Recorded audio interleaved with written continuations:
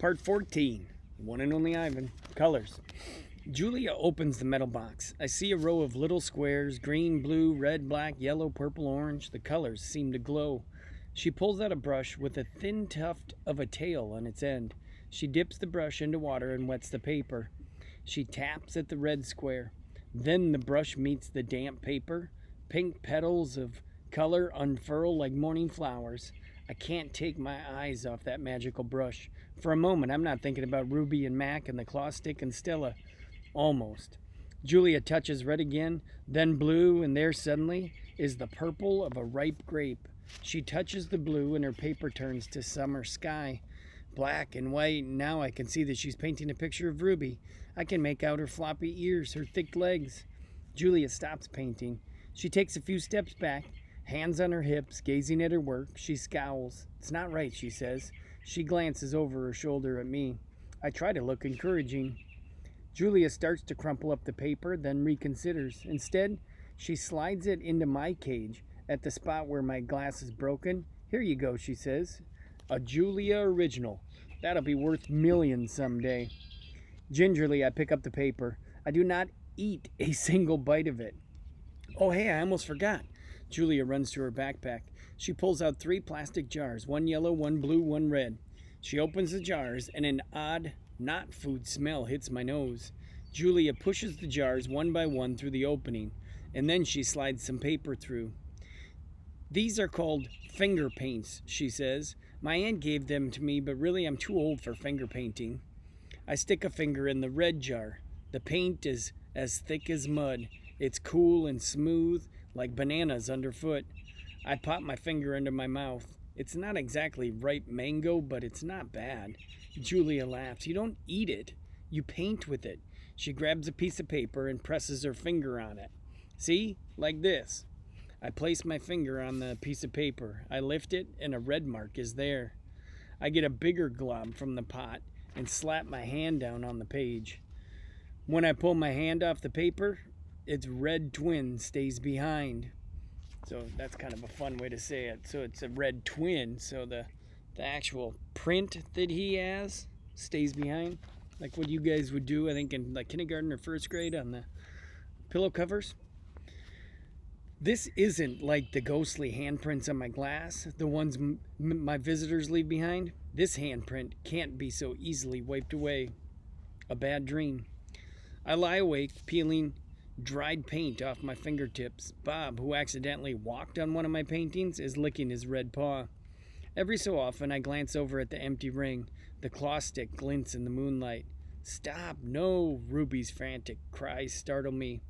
Ruby, I called, you having a bad dream? You're okay, you're safe. Where's Stella? She asks, gulping for air. Before I can answer, she says, never mind, I remember now. Go back to sleep, Ruby, I say. You've had a hard day. I can't go back to sleep, she says. I'm afraid I'll have the same dream. There was a sharp stick and it hurt. I looked at Bob and he looks back at me. Oh, Ruby said. Oh, Mac. She puts her trunk between the bars. Do you think, she hesitates, do you think Mac is mad because I hurt him today? I consider lying, but gorillas are terrible liars. Probably, I finally say. He ran away after that, Ruby says. Bob gives a scornful laugh. Crawled away is more like it. We were quiet for a while. Branches claw off the roof. A light rain drums. One of the parrots murmurs something in her sleep.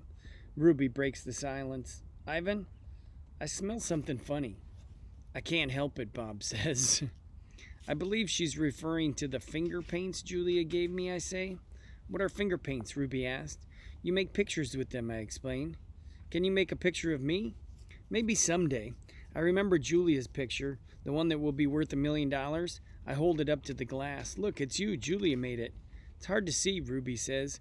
There's not much moonlight. And why do I have 2 trunks? I examine the picture. Those are feet.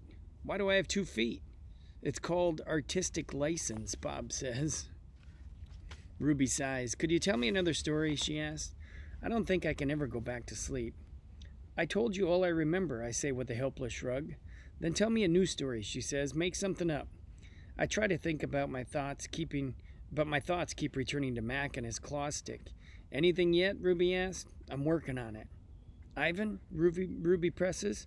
Bob said you're going to save me. I search for true words. I'm working on that too. Ivan? Ruby says in a voice so low I can barely hear her. I have another question. I can tell from the sound of her voice that this will be a question I don't want to answer. Ruby taps her trunk against the rusty iron bars of her door. Do you think, she asks, that I'll die in this domain someday like Aunt Stella? Once again I consider lying, but when I look at Ruby, the half-formed words die in my throat. Not if I can help it, I say instead.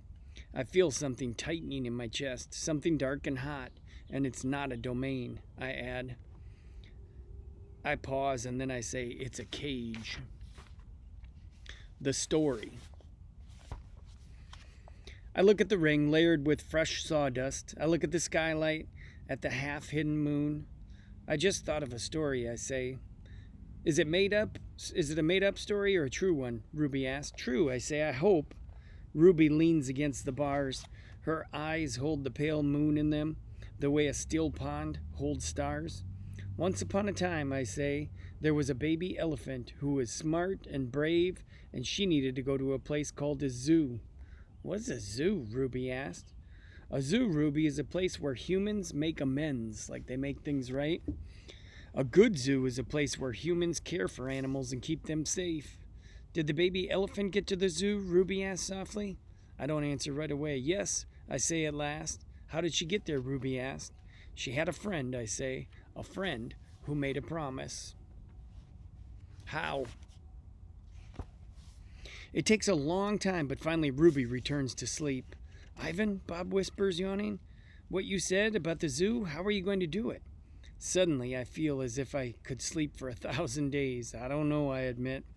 You'll think of something, Bob says confidently. His voice trails off as his eyes close. What if I don't? I ask, but Bob is already asleep.